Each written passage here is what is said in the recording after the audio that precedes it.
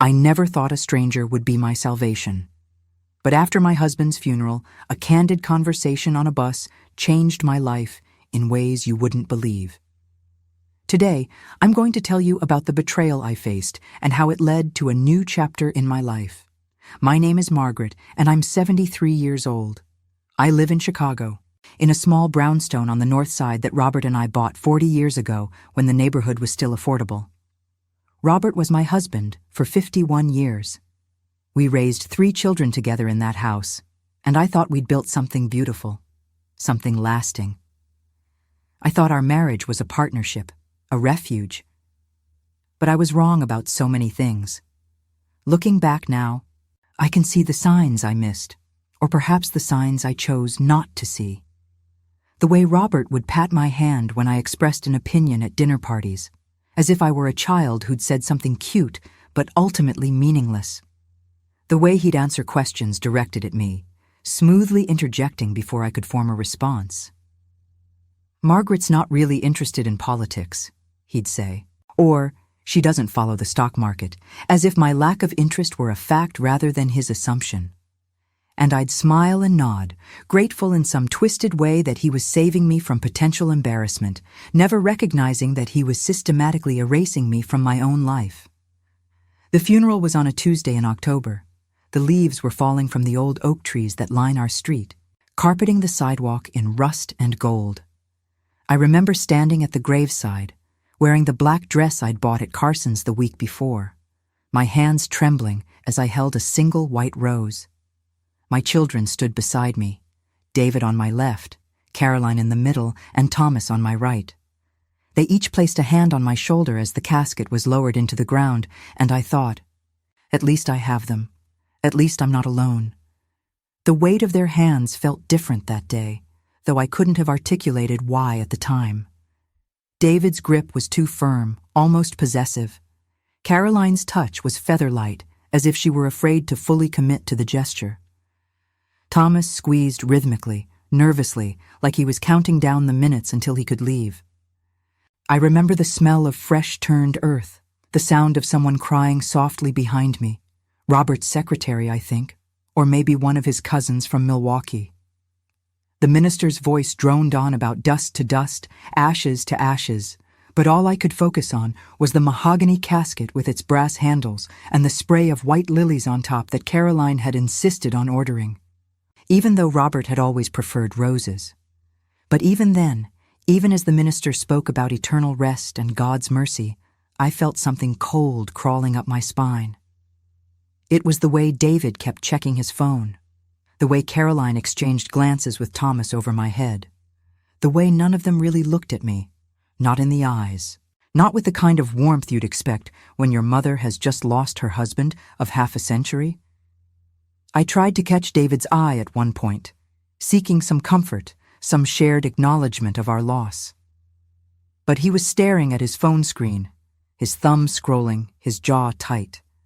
When I reached for his hand, he pulled away slightly, just enough to make the rejection clear without being obvious to anyone else watching. The gesture cut deeper than I wanted to admit. After the service, people came back to the house. Neighbors brought casseroles and coffee cakes. Robert's old colleagues from the accounting firm where he'd worked for 30 years stood in clusters in the living room, talking in hushed voices about tax season and quarterly reports. My children moved through the rooms like they owned the place, which I suppose they thought they would soon enough. I overheard Caroline in the kitchen, talking to her husband Mark about the house's value, how the neighborhood had really come up in recent years, how properties were selling for close to $1 million now. I stood in the doorway, holding a plate of cheese and crackers that someone had thrust into my hands, listening to my daughter appraise my home like it was already hers to sell. Mark was nodding along, making notes on his phone. "The kitchen needs updating," Caroline said, running her finger along the countertop I'd wiped down 1,000 times. "And those hardwood floors should be refinished. But the bones are good. We could easily get $950, maybe more if we stage it right." As if I were already dead too. As if I'd ceased to exist the moment Robert's heart stopped beating. $1 million. I'd never thought of my home in those terms. It was just the place where I'd raised my babies, where I'd cooked thousands of meals, where Robert and I had slow danced in the kitchen on our anniversary every year, even when his knees got bad and we could barely shuffle in place. I remembered those dances now, how Robert would hum off key while we swayed, how his hand would rest on the small of my back. When had that stopped? I tried to remember the last time we danced and couldn't. 5 years ago? 10. The realization settled in my chest like a stone. The guests left gradually as the afternoon wore into evening. By 7 o'clock, it was just me and the kids. David poured himself a scotch from Robert's bar cart without asking. Thomas helped himself to leftover ham. Caroline sat at the dining room table with a stack of papers she'd pulled from somewhere, spreading them out like she was preparing for a business meeting. I watched her arrange the documents in neat piles, her movements efficient and practiced. She'd worn a charcoal gray suit to the funeral instead of black, something I'd noticed but hadn't commented on. Professional, she'd called it when I'd asked that morning. Respectful but practical, as if her father's funeral were just another business meeting on her calendar. "Margaret, we need to talk about practical matters," she said, not looking up from the documents. "Dad's estate, the house, your finances. We need to make sure everything is in order." I sat down across from her, my legs suddenly weak. I'd been on my feet all day, shaking hands, accepting condolences, playing the role of the grieving widow, which I was, truly I was, even though what I was grieving for was more complicated than anyone knew. The chair felt hard beneath me, and I realized I hadn't sat down properly all day. My feet ached in the black heels I'd worn, the ones I only brought out for weddings and funerals. When had funerals started outnumbering weddings in my life? The thought made me feel ancient, disposable. "Can't this wait?" I asked. "Your father's been gone less than a week." "Mom, that's exactly why we need to handle this now," David said, coming to stand behind Caroline's chair. "Things are easiest to sort out when the details are fresh. We don't want any confusion down the line." "Confusion about what?" I asked. They exchanged another one of those looks. It was Thomas who finally spoke, his voice gentle in that condescending way people use when they think you're fragile or stupid or both. "Mom, Dad managed all the finances, right? You never really dealt with any of that stuff. We just want to make sure you're taken care of, that you don't get overwhelmed or make any decisions you might regret." The words hit me like a slap. You never really dealt with any of that stuff. As if managing a household for 51 years, raising 3 children, budgeting groceries and school supplies and Christmas presents on Robert's carefully controlled allowance, as if none of that counted as dealing with finances. As if I were some fragile ornament who'd been kept in a glass case all these years, too delicate to touch money or make decisions. "I'm not senile," I said, hearing the sharpness in my own voice. "I'm perfectly capable of managing my own affairs." "Of course you are," Caroline said quickly, too quickly. "We're just trying to help." Actually, we were thinking it might be easier if one of us took over as the primary account holder, just temporarily, until you get your bearings. David's really good with money, and he could— "No," I said. The word came out harder than I intended, but I didn't take it back. "This is my house. These are my accounts. I appreciate your concern, but I can handle it." The temperature in the room seemed to drop 10 degrees. David's jaw tightened. Caroline's smile became fixed and brittle. Thomas looked down at his shoes. I could hear the antique clock on the mantel ticking, each second stretching out like an eternity. Outside, a car drove past, its headlights briefly illuminating the room before plunging us back into the dim lamplight. The silence felt hostile, charged with unspoken anger. "We'll talk about this later," Caroline said, gathering up her papers, "when you're feeling more yourself." The implication was clear. I wasn't myself now. I was grief-stricken, irrational, not thinking clearly. They'd wait until I was weak enough, confused enough, sad enough to sign whatever they wanted me to sign. They left soon after, kissing me on the cheek, promising to check in tomorrow, their voices warm and worried and completely hollow. I stood at the front window and watched their cars pull away, and I felt so alone I could barely breathe. Caroline's Mercedes disappeared first, its red taillights blinking at the stop sign before turning left. Then David's SUV pulled away from the curb with an aggressive acceleration that spoke volumes about his frustration. Thomas lingered the longest, sitting in his sedan with the engine running, staring at the house. For a moment, I thought he might come back, might knock on the door and apologize, tell me he didn't agree with what David and Caroline were planning. But then, he too drove away, and I was alone with the remains of the funeral reception, half-eaten casseroles, wilting flowers, sympathy cards I hadn't opened. That night, I couldn't sleep. I lay in the bed I'd shared with Robert for all those years, staring at the ceiling, replaying the conversation in my mind. Something wasn't right. My children had never shown this much interest in my financial well-being before. Robert had always handled the money, it was true, but that didn't make me incompetent. I'd raised 3 children, I'd run a household. I'd worked as a school secretary for 20 years before I retired. I wasn't some helpless old woman who needed to be managed. The bedroom felt too large without Robert snoring beside me, too quiet without his restless turning and the rustle of sheets. I'd complained about his snoring for years, but now I'd have given anything to hear it again. Or would I? The question surprised me. Did I really miss Robert? Or did I just miss the idea of not being alone? Around 2 a.m, I got up and went to Robert's study. He'd kept all our important papers in a filing cabinet next to his desk, meticulously organized in folders labeled in his neat handwriting. I started pulling them out, one by one, spreading them across the desk, bank statements, investment accounts. Insurance policies. The deed to the house. The study smelled like Robert, old spice and paper and the faint mustiness of old books. His reading glasses were still on the desk, next to a half-finished crossword puzzle from the Sunday paper. I picked up the glasses, felt their weight in my hand, imagined I could still feel the warmth of his face on them. Then I set them down and kept searching. And then I found something that made my blood run cold. It was a stack of documents, legal papers, notarized and signed. A power of attorney granting David control over all financial decisions in the event of Robert's incapacity or death. A living trust dividing the estate 3 ways among the children, with me receiving only a small monthly allowance.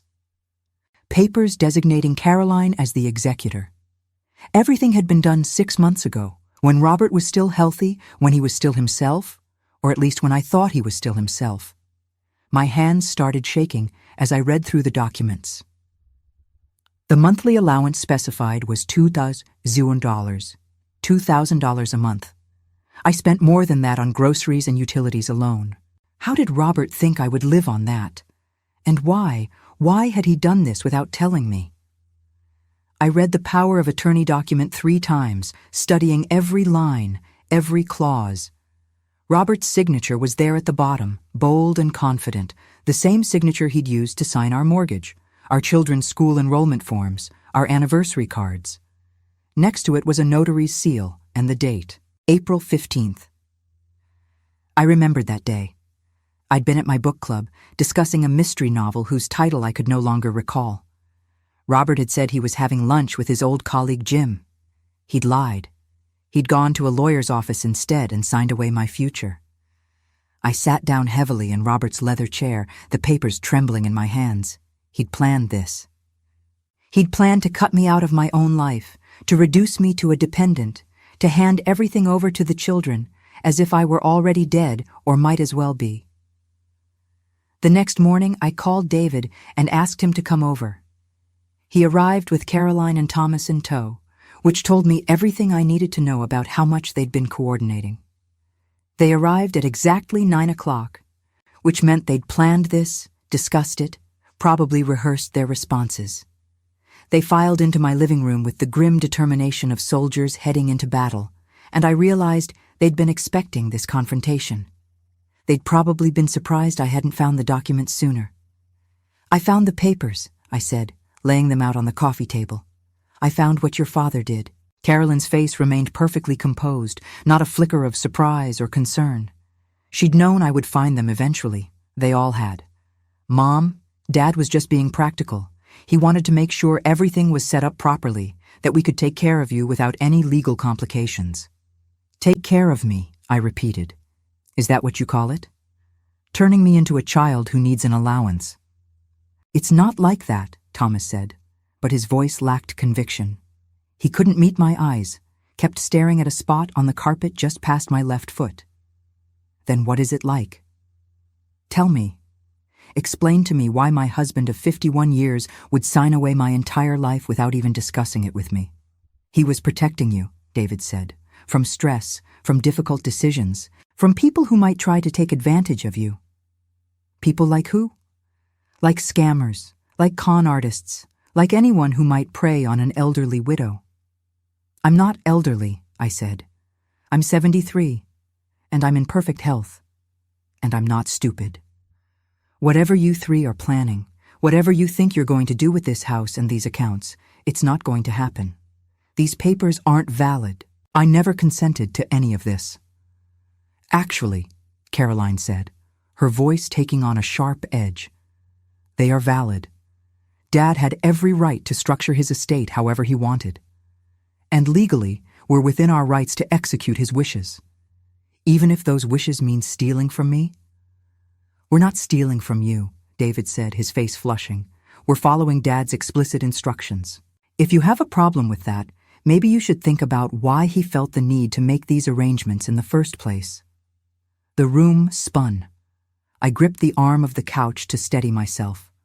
The floral pattern on the upholstery blurred before my eyes, roses and vines that I'd picked out 20 years ago, that I'd vacuumed and spot cleaned and protected from the children's spills and the dog's muddy paws.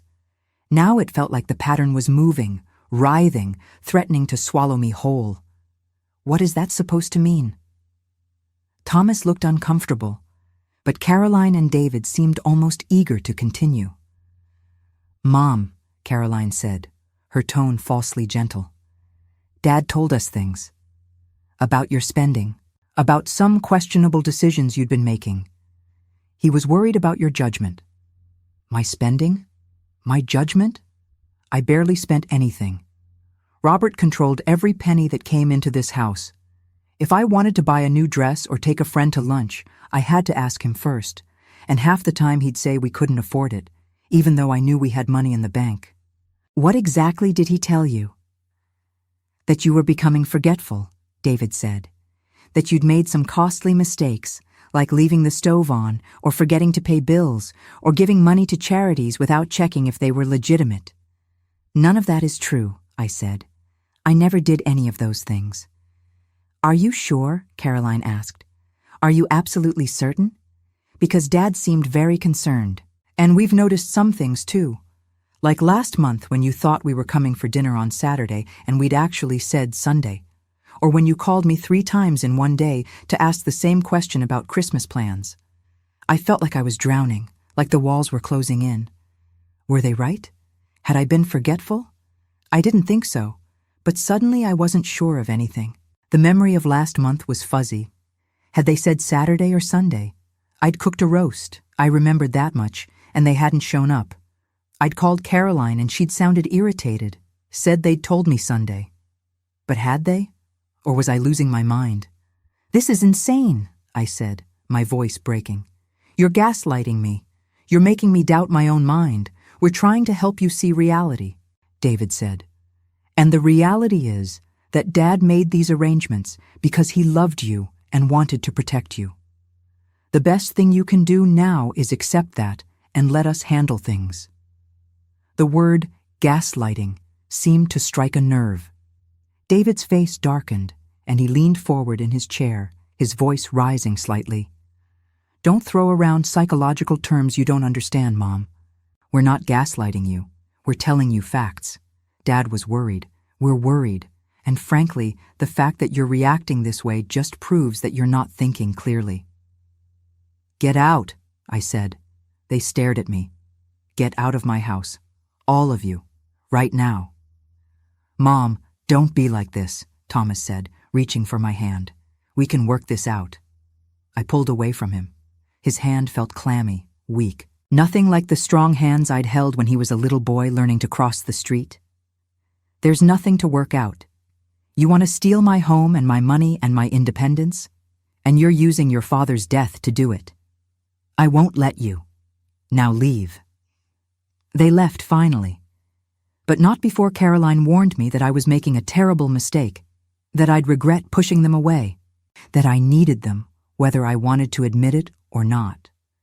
She paused at the door, her hand on the frame, and for a moment her mask slipped. I saw something raw in her face.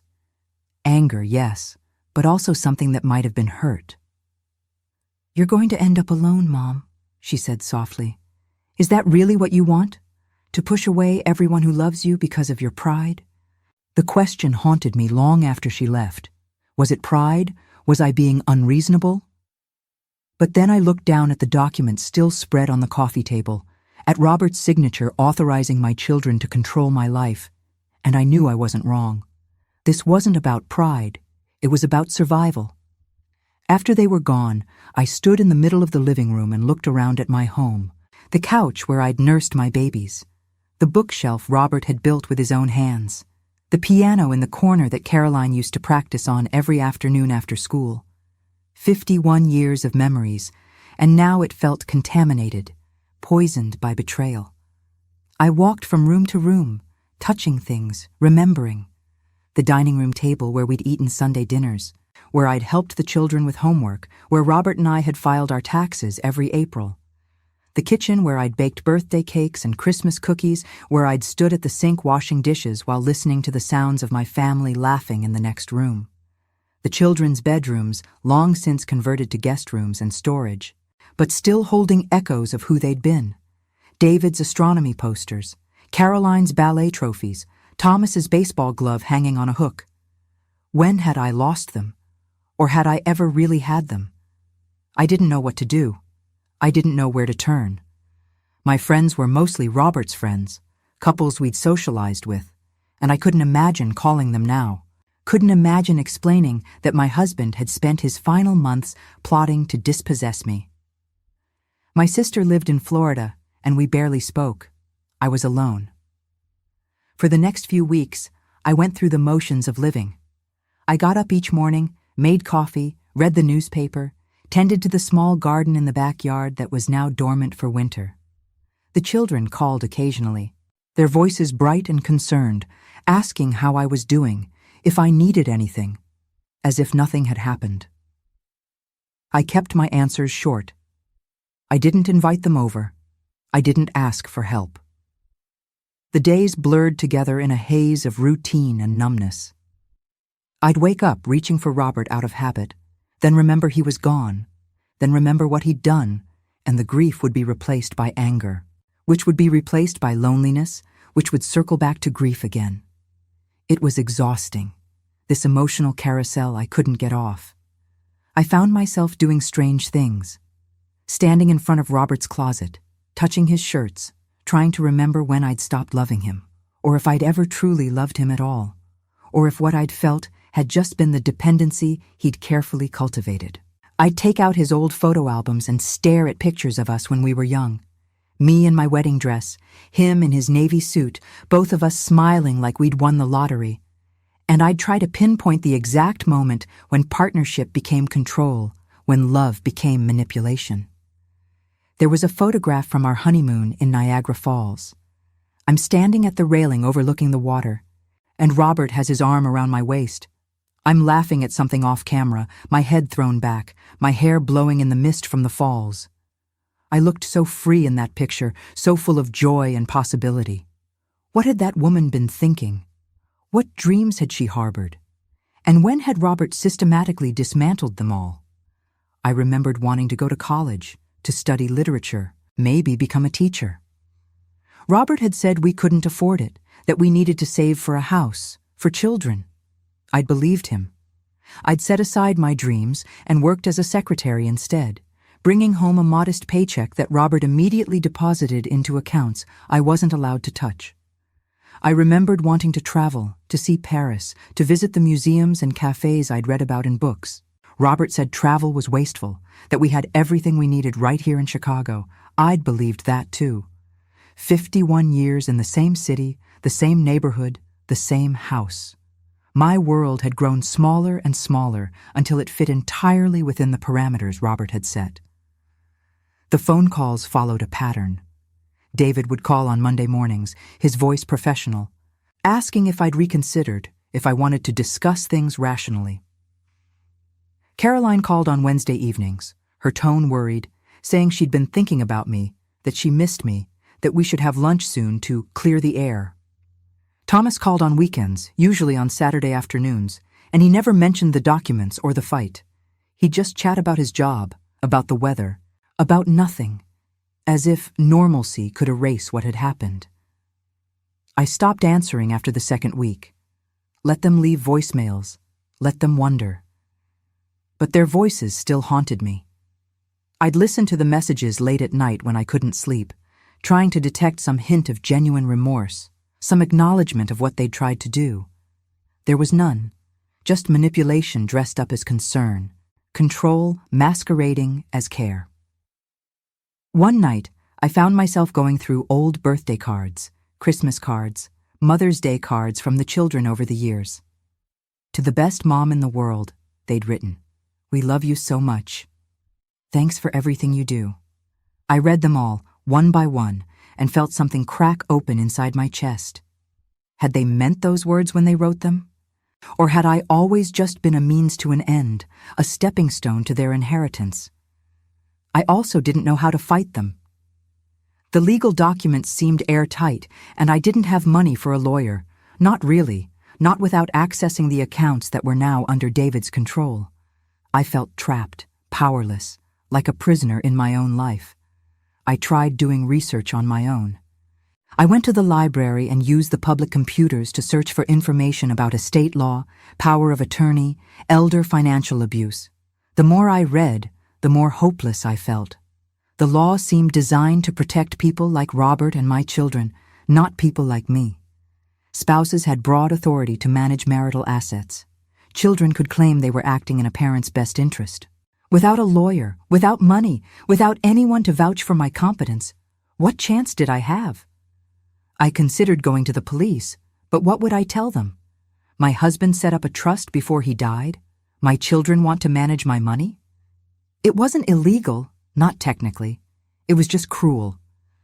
I thought about calling my sister in Florida, but we'd never been close. And the last time we'd spoken, she'd made it clear she thought I was foolish for staying with Robert all those years, for accepting his control so passively. "You made your bed, Margaret," she'd said during our last phone call 3 years ago, after I'd mentioned Robert wouldn't let me visit her for Thanksgiving. "Don't come crying to me about it now." We hadn't spoken since. There were nights when I lay awake, staring at the ceiling, my mind racing through impossible scenarios. What if I withdrew all the money from my personal account before David could freeze it? But I only had about $3,000, barely enough for a month's expenses, let alone a legal battle. What if I took out a reverse mortgage on the house? But I didn't even know how to do that. And wouldn't David, as power of attorney, be able to block it? What if I just disappeared, left Chicago, started over somewhere else? But I was 73 years old with no skills beyond typing and filing and keeping a house. Where would I go? What would I do? The isolation was crushing. I'd underestimated how much of my identity had been tied up in being Robert's wife, David and Caroline and Thomas's mother. Without those roles, who was I? What did I have to offer the world? The questions spiraled in my mind, feeding the depression that was settling over me like a heavy blanket. Then came the day that changed everything. It was a cold morning in late November, the kind of Chicago cold that seeps into your bones no matter how many layers you wear. I had a doctor's appointment downtown, just a routine checkup, and I decided to take the bus instead of driving. Robert had always insisted on driving everywhere, said public transportation was for people who couldn't afford better. But I'd always secretly loved the bus. loved watching the city scroll past the windows, loved the anonymous intimacy of sitting among strangers. The bus was crowded that morning. I found a seat near the back, next to a woman who looked to be about my age, maybe a little younger. She had kind eyes and gray hair pulled back in a loose bun, and she was reading a thick paperback novel with a battered cover. I noticed her hands first, age-spotted but steady, with short practical nails and a simple silver ring on her right hand. No wedding ring. She turned the pages slowly, deliberately, and I found myself trying to glimpse the title. Something by Louise Penny, I thought. A mystery. We rode in silence for several stops, and then she looked up from her book and smiled at me. "Cold day," she said. "Very cold," I agreed. "Heading anywhere interesting?" "Just a doctor's appointment," I said. "Nothing exciting." She nodded and went back to her book, but something about the simple exchange, the normalcy of it, made me want to keep talking. "I lost my husband recently," I said, surprising myself. She looked up again, her expression softening. "I'm so sorry," she said. "That must be very difficult." "It is," I said, "but maybe not for the reasons you'd think." And then, I don't know what came over me, but I told her. I told her everything, about the funeral, about the documents, about my children's betrayal, about Robert's final act of cruelty. I told her about feeling trapped and powerless and so desperately alone. The words poured out of me like water from a broken dam, and she just listened, nodding occasionally, her face grave and understanding. She closed her book, marking her place with her finger, and gave me her complete attention. There was no judgment in her eyes, no skepticism, no dismissal, just pure, focused attention. When was the last time someone had listened to me like that? I couldn't remember. When I finally stopped talking, she was quiet for a long moment. Then she reached over and took my hand. "Honey," she said, her voice gentle but firm, "they're bleeding you dry." The bluntness of it shocked me. I'd been thinking around the problem, dancing around the truth, but hearing it stated so plainly made it real in a way it hadn't been before. "I know," I whispered. "Do you?" she asked. "Because from what you're telling me, you're still trying to convince yourself that maybe they're right, that maybe you are forgetful or incompetent or whatever lies they've told you. But I can see that you're none of those things. You're sharp as a tack and they know it. That's why they're working so hard to make you doubt yourself." I felt tears burning behind my eyes. "I don't know what to do," I said. "Yes, you do," she said. "You fight. You get a lawyer, you challenge those documents, you take back your life. It won't be easy and it won't be pretty, but you're strong enough to do it. I can tell." "How can you tell?" I asked. "You don't even know me." She smiled, a sad, knowing smile. "Because I've been where you are," she said. "Different details, same story.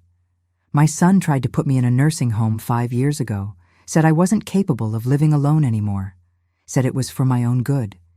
He had papers drawn up, a conservatorship petition, the whole 9 yards, and for a while I believed him.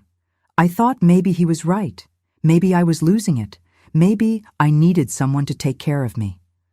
"What did you do?" I asked. "I fought back," she said. "I got myself a good lawyer, I documented every interaction, I proved that I was perfectly competent. It took almost a year, and it cost me a small fortune and my relationship with my son, but I won. I kept my independence, my home, my dignity, and I've never regretted it for a second." "But your son," I said, "don't you miss him?" "Every day," she said. "But I miss the son I thought I had, not the man who tried to steal my life." There's a difference. You have to decide what you're willing to accept, what kind of relationship you're willing to have, and you have to decide if your dignity is worth more than their approval. The bus reached my stop, and I stood up, but before I got off, she pressed a business card into my hand. "This is my lawyer," she said. "Tell her Gloria sent you. She's tough and she's fair, and she'll fight for you if you're ready to fight for yourself." I looked down at the card. Patricia Chen, elder law attorney. An address in the loop. "Thank you," I said. "I don't know how to thank you." "Just promise me you won't give up," Gloria said. "Promise me you won't let them win." "I promise," I said, and I meant it. I called Patricia Chen that afternoon from the privacy of my bedroom with the door locked, as if my children might somehow be listening, even though they weren't there. Her secretary scheduled an appointment for the following Monday. I spent the weekend gathering documents, every piece of paper I could find related to Robert's estate, to our finances, to the house. I made lists, I took notes, I prepared myself for battle. Monday morning, I put on my best suit, the navy blue one I'd worn to Caroline's wedding, and I took the bus downtown to Patricia's office. It was in a tall building with marble floors and brass elevators, the kind of place that radiated competence and cost. For a moment, standing in the lobby, I almost lost my nerve. How was I going to pay for this? What if she couldn't help me? What if my children were right and I was just a foolish old woman who didn't understand how the world worked? But then I thought of Gloria on the bus, of her kind eyes and her fierce certainty, and I stepped into the elevator. Patricia Chen was a small woman in her 50s with short black hair and glasses that gave her an owlish, intelligent look. She listened to my story without interruption, occasionally making notes on a yellow legal pad. When I finished, she sat back in her chair and studied me for a long moment. "This is elder financial abuse," she said flatly. "What your children are doing, what your husband set up, it's a textbook case. And it's more common than you might think. According to recent studies, over 5 million seniors are financially exploited every year in this country, often by their own family members. 5 million, I repeated, stunned. 5 million, she confirmed. You're not alone in this, Margaret. And you're not crazy, and you're not incompetent. You're a victim of manipulation and exploitation, and we're going to stop it." "Can we?" I asked. "Can we really stop it?" "We can try," she said. "The first thing we need to do is challenge the power of attorney. If we can prove that Robert was acting under undue influence, or that you weren't properly informed of the implications, or that the document was signed under questionable circumstances, we may be able to invalidate it. We'll also need to establish your competency, which might mean having you evaluated by a psychologist, just to create a record that shows you're of sound mind." "I'll do whatever it takes," I said. "It's going to be expensive," she warned. "And it's going to be emotionally difficult. Your children will fight back, and they may say and do things that hurt you deeply. You need to be prepared for that." "I understand," I said. But even as I said it, I wasn't sure I really did understand. I wasn't sure I was ready for what was coming. All I knew was that I couldn't keep living the way I'd been living, small and afraid and powerless. I had to try. Patricia drew up a plan of action. We would start by sending a formal letter to David, Caroline, and Thomas, notifying them that I was challenging the estate documents and that they were to cease and desist from any attempts to access or control my assets. We would then file a petition with the probate court to invalidate the power of attorney and the trust. We would gather evidence, interview witnesses, build a case. The first few weeks were a whirlwind of paperwork and appointments. I underwent a cognitive evaluation with a psychologist who confirmed what I already knew, that I was mentally sharp and fully capable of managing my own affairs. I gave a deposition, answering questions about my marriage, my relationship with my children, Robert's behavior in his final months. It was grueling and humiliating, having to expose the most painful parts of my life to strangers, but I kept going.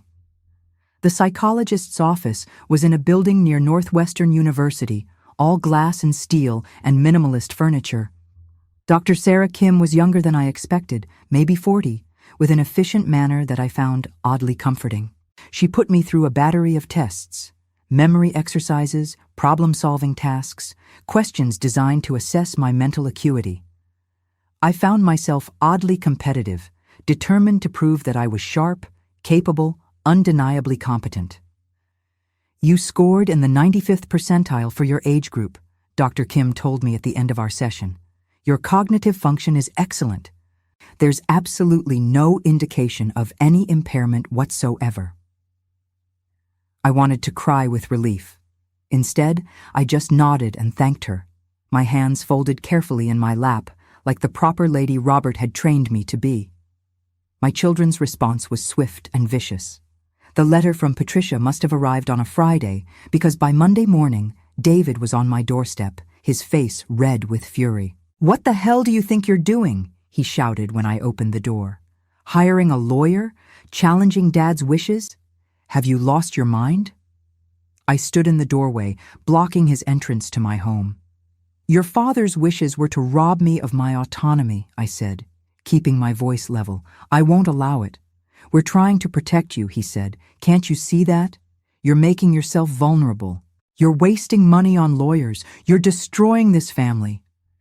"This family was destroyed the moment you all decided I was too incompetent to manage my own life," I said.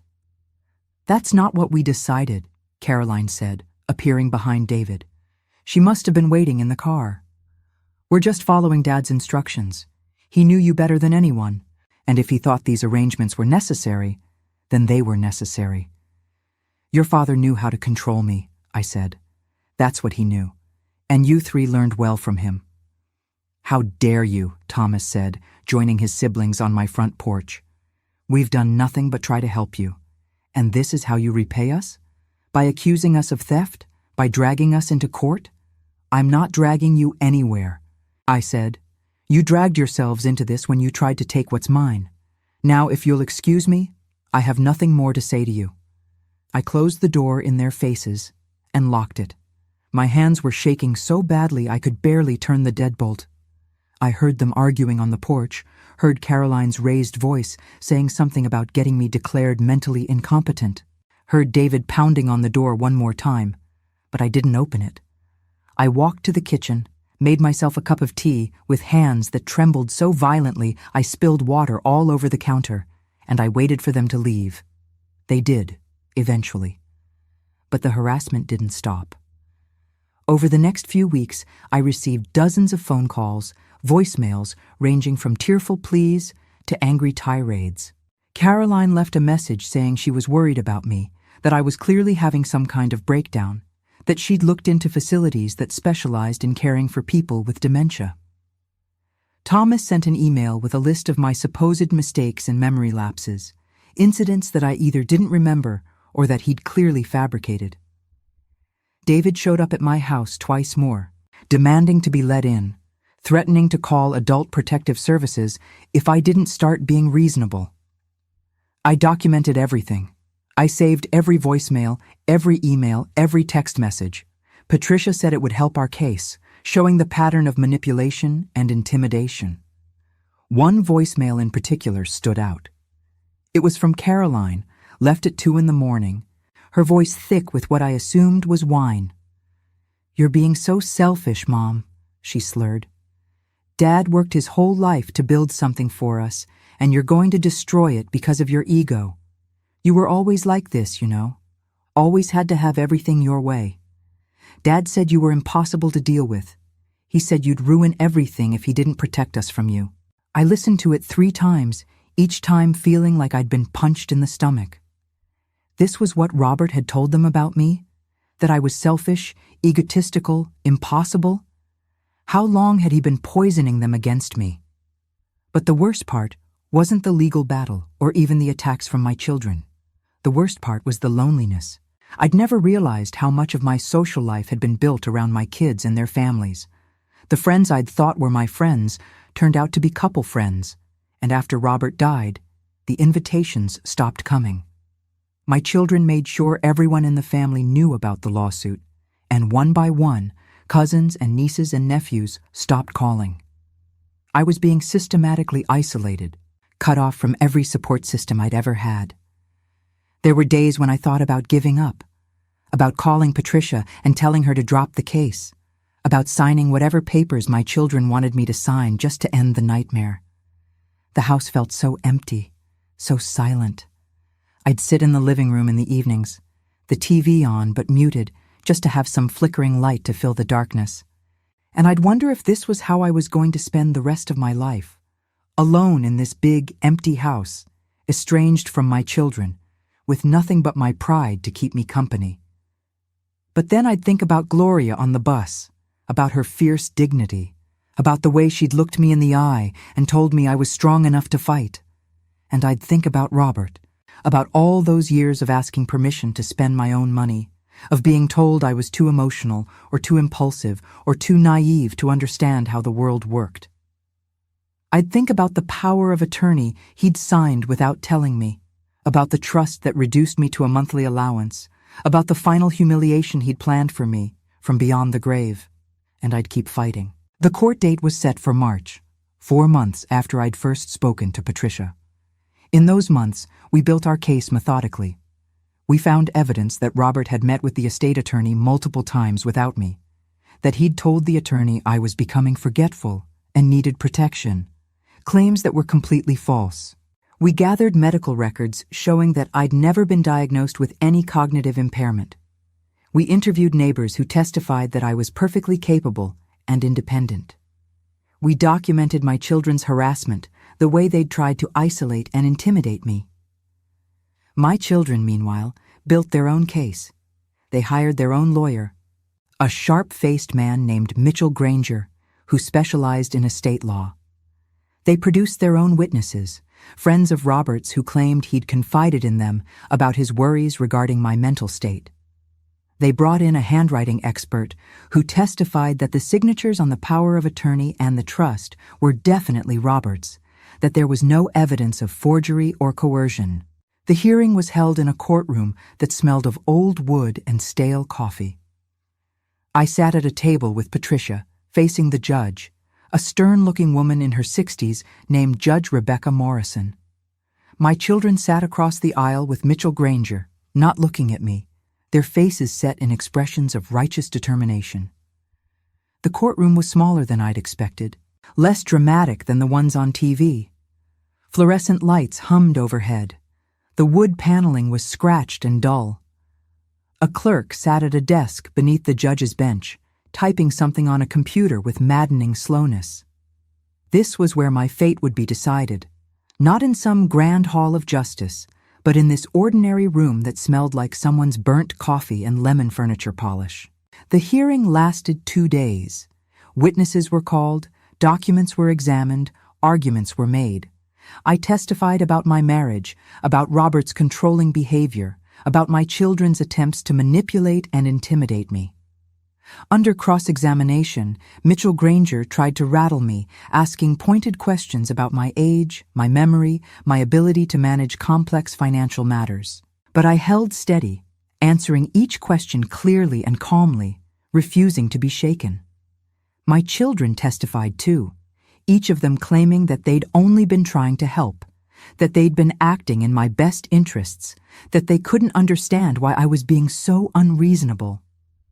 Caroline cried on the stand, saying it broke her heart to see me this way, so angry and paranoid and unwilling to accept help.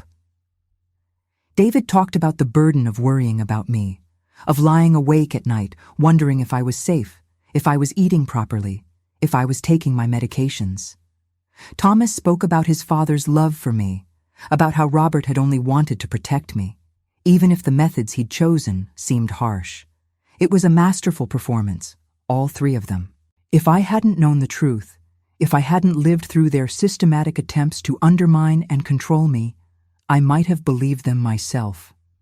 Judge Morrison took a week to render her decision. Those 7 days were among the longest of my life. I barely slept, barely ate.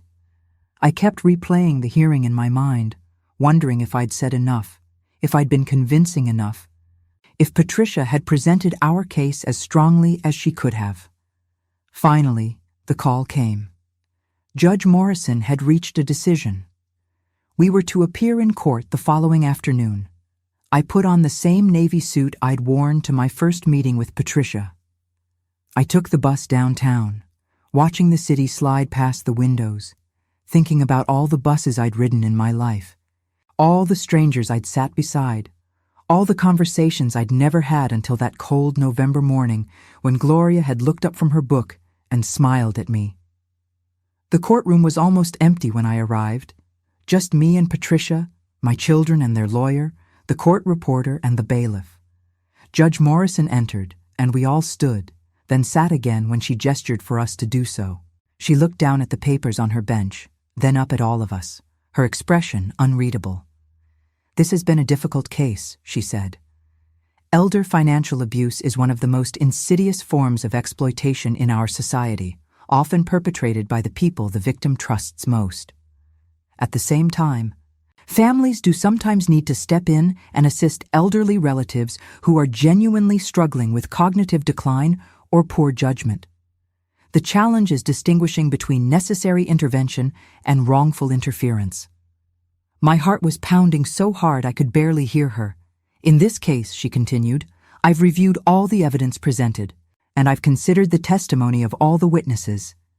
I've examined the medical records, the financial documents, the communications between the parties, and I've come to a conclusion." She paused, and in that pause, the whole world seemed to hold its breath.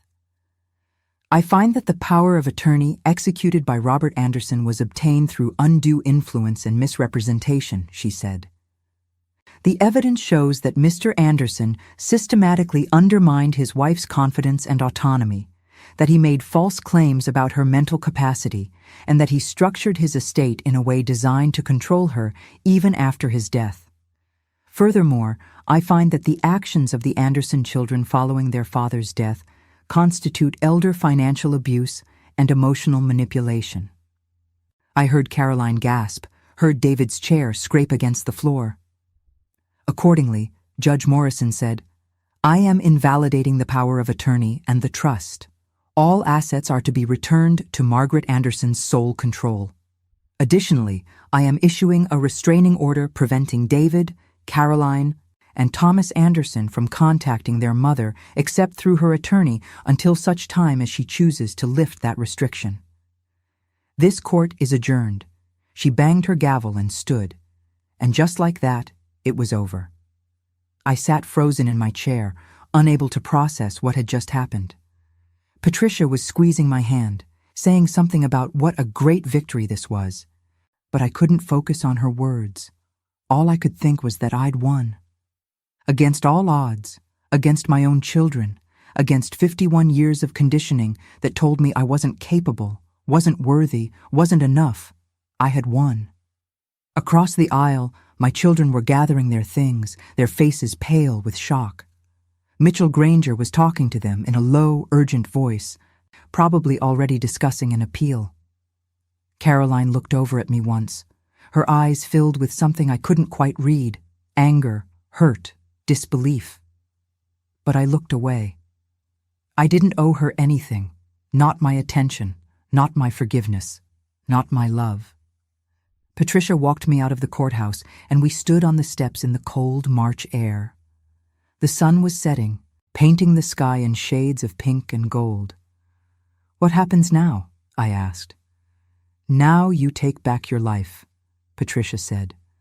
"The restraining order gives you space to breathe, to figure out what you want without them pressuring you. The assets will be transferred back to your name within the next few weeks. And after that, it's up to you. You can reach out to your children if and when you're ready, or you can choose not to. But whatever you decide, it will be your choice. That's what we fought for. Your right to choose."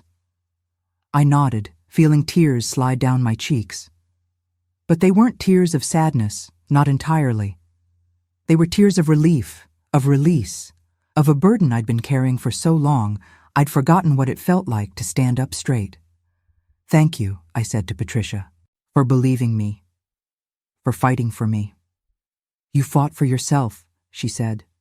"I just showed you the way." I took the bus home, watching the city lights blink on as darkness fell. When I reached my stop, I walked the 3 blocks to my house slowly, savoring the feeling of the cold air on my face, the sound of my shoes on the pavement, the weight of my purse on my shoulder. Small things, ordinary things, but they felt precious somehow, like I was experiencing them for the first time. Inside, the house was quiet, but it didn't feel empty anymore. It felt peaceful. I made myself dinner, just a simple omelet and some toast, and I ate it at the kitchen table while reading a mystery novel I'd picked up at the library. After dinner, I washed the dishes, made a cup of tea, and sat in the living room with the lights on, no more shadows, no more silence broken only by the tick of the clock. I thought about calling someone, sharing the news of the court's decision, but there was no one to call. My children were forbidden from contacting me. My sister in Florida and I hadn't had a real conversation in years. My old friends had drifted away. I was truly alone, but for the first time in my life, alone didn't feel like loneliness. It felt like freedom. Over the next few weeks, I began to reclaim my life piece by piece. Patricia's office helped me transfer all the accounts back into my name, close the ones David had opened without my permission, secure my financial information. I changed the locks on my house just to be safe, just to feel like I was in control of my own space. I went through Robert's study and packed up all his papers, all his files, put them in boxes in the basement where I didn't have to look at them every day. The day I changed the locks, the locksmith, a young man named Carlos with kind eyes and calloused hands, asked if I was sure I wanted to change all the locks, including the back door and the garage. "It's going to cost you a bit," he warned, "but if you're worried about security, it's worth it." "I'm sure," I said. And then, because he seemed genuinely concerned, I added, "I'm not worried about burglars. I'm worried about my children." He didn't ask for details, just nodded and got to work. When he was done, he handed me 3 shiny new keys. "You're the only one who has these," he said. "Your house, your rules." Your house, your rules. Such simple words, but they made me want to cry. For the first time in my adult life, I had autonomy over my own space. I could come and go as I pleased. I could leave the lights on or off, the windows open or closed, the thermostat set to whatever temperature I wanted. I could eat ice cream for dinner if I felt like it. I could stay up all night reading. I could do absolutely nothing and not have to justify it to anyone. The freedom was terrifying and exhilarating in equal measure. I also started doing things I'd never done before, or things I'd given up so long ago I'd forgotten I used to enjoy them. I joined a book club at the public library, a group of women around my age who met every other Wednesday to discuss mysteries and romances and historical novels. I started taking walks in the morning, exploring neighborhoods I'd lived near for 40 years, but never really seen. I signed up for a watercolor class at the community center, something I'd always wanted to try but Robert had said was a waste of money. The book club was the first place where I told people what had happened. Not the whole story, that would have taken hours, but enough. We were discussing a thriller about a woman who discovers her husband has been stealing from her, and someone asked if any of us had experienced financial betrayal. The question hung in the air for a moment, and then I heard myself talking. I told them about Robert, about the documents, about my children. I told them about the court case, about Gloria on the bus, about Patricia Chen. And they listened, really listened, their faces reflecting understanding and outrage and sympathy. When I finished, a woman named Dorothy reached over and squeezed my hand. "You're incredibly brave," she said. "What you did, fighting back like that, most people wouldn't have the courage." Brave. No one had ever called me brave before. Robert had called me emotional, impractical, naive. My children had called me difficult, unreasonable, paranoid. But brave, that was new. I didn't feel brave, I admitted. I felt terrified the whole time. "That's what bravery is," another woman, Linda, said. "Being terrified and doing it anyway. You should be proud of yourself, Margaret." Proud. Another word I'd never associated with myself. But sitting there in that circle of women, some of whom had their own stories of survival and resilience, I felt something shift. Maybe I was brave. Maybe I did have something to be proud of. Maybe I was more than just Robert's widow. More than David and Caroline and Thomas's disappointing mother. The watercolor class met on Thursday mornings in a sunny room on the second floor of the community center. Our instructor was a retired art teacher named Helen, who had a laugh like wind chimes and wore paint-splattered smocks in brilliant colors. She taught us about color theory and brush techniques, about negative space and composition. But more than that, she taught us that it was okay to make mistakes, to paint over things that didn't work, to experiment and play. I painted badly at first. My skies were muddy, my trees looked like lollipops, my perspective was all wrong. But Helen just smiled and said, "Keep going, you'll find your way." And slowly, I did. I started to see color differently, to notice the way light hit water, the shadows beneath trees, the infinite variations of blue in the sky. Slowly, carefully, I built a new life. It wasn't the life I'd imagined when I was young, when I was standing at the altar promising to love Robert till death do us part, when I was holding my newborn babies and dreaming about the family we'd be. But it was mine, and that made it precious. I started saying yes to things I would have automatically declined before. When Dorothy from book club invited me to join her and some friends for a weekend trip to Milwaukee to visit the art museum, I said yes. When Linda suggested we all go out for dinner and a movie, I said yes. When Helen from watercolor class asked if I wanted to join her for a yoga class at the senior center, I said yes, even though I'd never done yoga in my life and wasn't sure my 73-year-old body could manage it. The yoga was harder than I expected, and I spent most of the first class wobbling and laughing at myself and feeling muscles I'd forgotten I had. But Helen was patient, and the instructor was encouraging. And by the third class, I could hold tree pose for almost 30 seconds without falling over. It seemed like a small thing, but it felt like a victory. I started keeping a journal, writing down my thoughts and feelings, trying to process everything that had happened. Some entries were angry, full of rage at Robert and the children and the 51 years I'd lost to control and manipulation. Some were sad, mourning the family I'd thought I had, grieving the relationship with my children that might never be repaired. But some were hopeful, celebrating small triumphs and new friendships and the slow, steady process of becoming myself. One entry, written on a sunny May morning while sitting in my garden watching the tulips bloom, simply said, "I am enough. Just as I am, right now, I am enough." I read it over and over, trying to believe it, trying to make it true. I didn't hear from my children, which was both a relief and a sorrow I tried not to examine too closely. The restraining order was set to expire after 6 months, and as that date approached, I found myself wondering what would happen. Would they try to contact me? Would they apologize?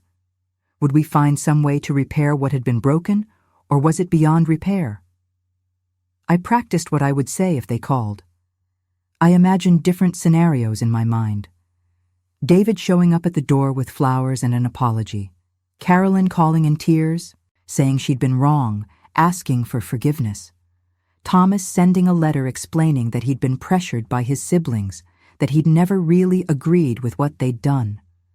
But I also prepared myself for the possibility that they wouldn't reach out at all, that they'd moved on with their lives and written me off as a lost cause, a difficult old woman who'd chosen pride over family.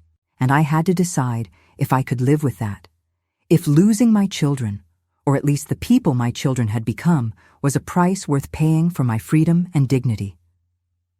The answer, I discovered, was yes. It had to be yes. Because the alternative was going back to being small and controlled and powerless, and I couldn't do that. I wouldn't do that. Not ever again. Part of me wanted to believe that reconciliation was possible, that my children would realize what they'd done, that they'd come to me with genuine remorse, and we could start over. But another part of me, the part that had been beaten down and manipulated for so many years, knew better. People don't change unless they want to, and nothing I'd seen in the courtroom or in the months since suggested that David, Caroline, or Thomas thought they'd done anything wrong. In their minds, they were still the victims, still the misunderstood children who'd only been trying to help their difficult, ungrateful mother. Then came the final twist, the moment that cemented my decision about the future.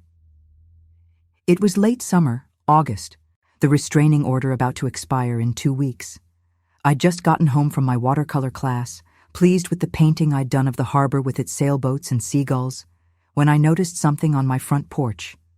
An envelope, manila, thick, with no return address. I picked it up carefully, my heart already starting to race. Inside was a stack of papers, photocopies of what looked like text messages and emails. A yellow sticky note on top read, "Thought you should see this. A friend." I carried the envelope inside, sat down at the kitchen table and started reading. They were communications between my children, going back years. Text messages from Caroline to David about how much the house was worth, how they needed to make sure I didn't do anything stupid, like take out a reverse mortgage. Emails from David to Thomas about Robert's declining health, about the need to get everything in order before I had a chance to interfere. A particularly damning exchange from 6 months before Robert died, where Caroline wrote, "We need to convince Mom she's losing it. If she thinks she's incompetent, she won't fight us on anything." There was more. So much more. Messages about how they divided up Robert's collection of antique watches before he was even dead. Discussions about selling the house immediately after the funeral and splitting the profits. A text from Thomas saying, "Don't worry, she'll be easy to manage. Dad's been training her to doubt herself for decades."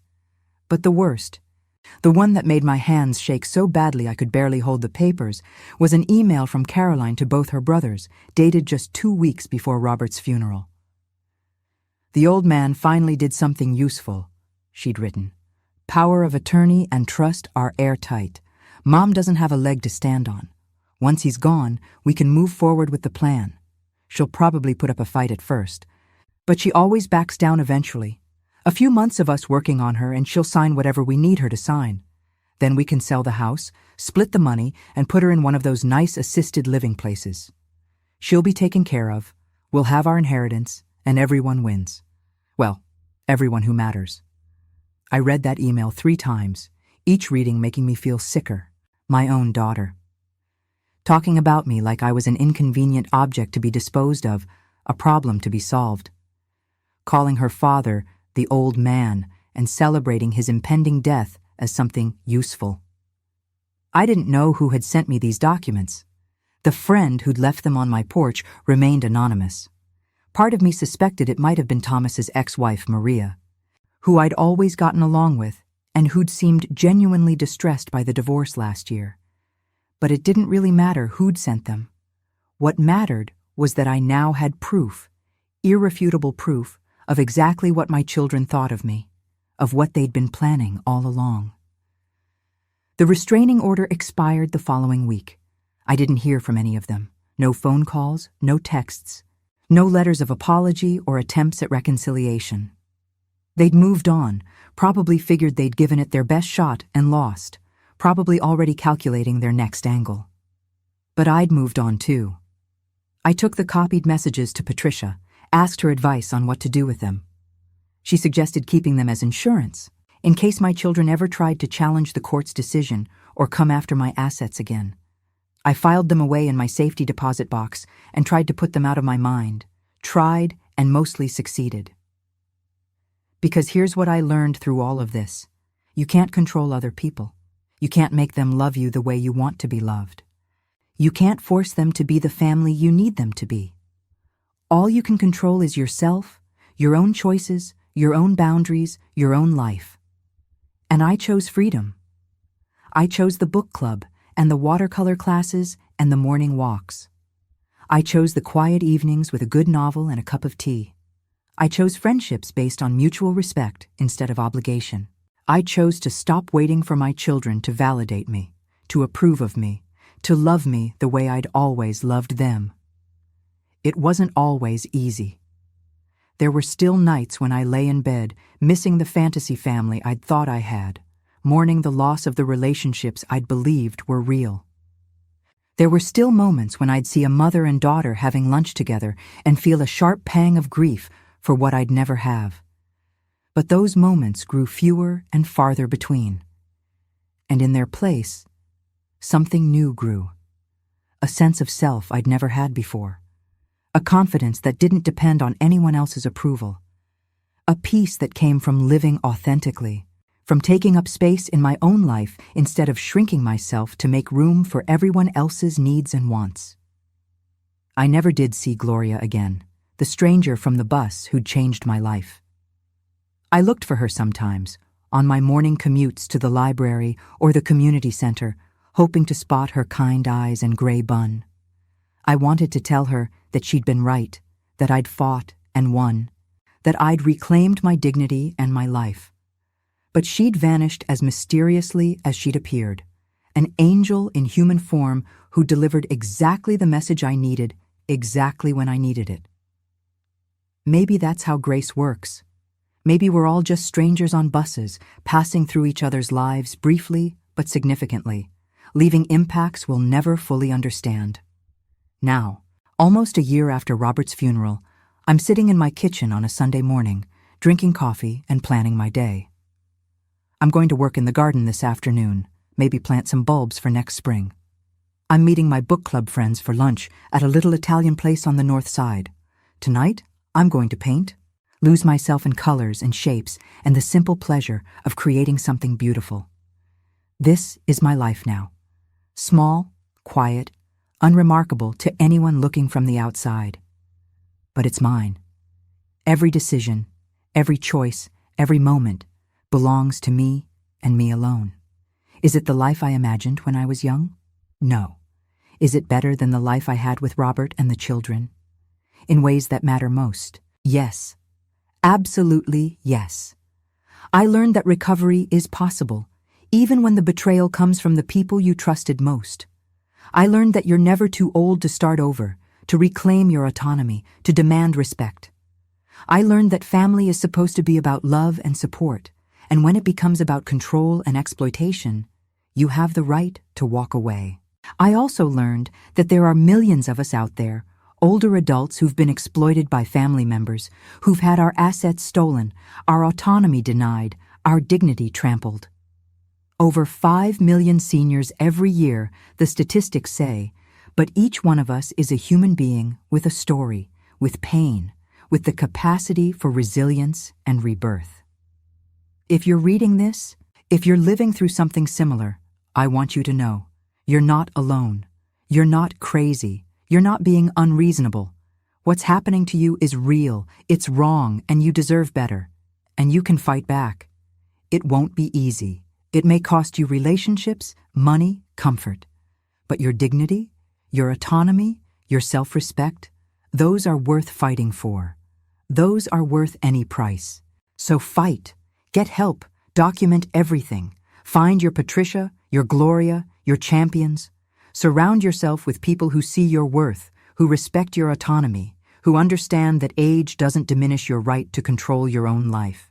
And when you win, not if, but when, because you will win if you keep fighting, build yourself a new life. One where you're not performing for anyone's approval. One where you're not shrinking to fit someone else's expectations. One where you take up all the space you deserve, where you're loud when you want to be loud and quiet when you want to be quiet, where every single choice is yours. That's the life I'm living now. That's the life I fought for, and I wouldn't trade it for anything. So let me ask you this. Have you faced a betrayal like mine? Have you been made to feel small, incompetent, unworthy by the people who were supposed to love you? What would you have done in my shoes? I'd love to hear your stories. Share them in the comments below. Sometimes just telling our truth, just putting our pain into words, is the first step toward healing. And if this story spoke to you, if it resonated with something you're going through or something you've witnessed, please share it, like it, subscribe. Not for me, but for all the others out there who need to hear that they're not alone, that recovery is possible, that it's never too late to reclaim your life. Because that stranger on the bus, that moment of grace, it can happen to anyone. It can happen to you. Sometimes all it takes is one person who sees you, really sees you, and says, you deserve better. You're strong enough to fight. Don't give up. I'm that person for you today. I'm telling you, you deserve better. You're strong enough. Don't give up. Your new life is waiting. Go claim it.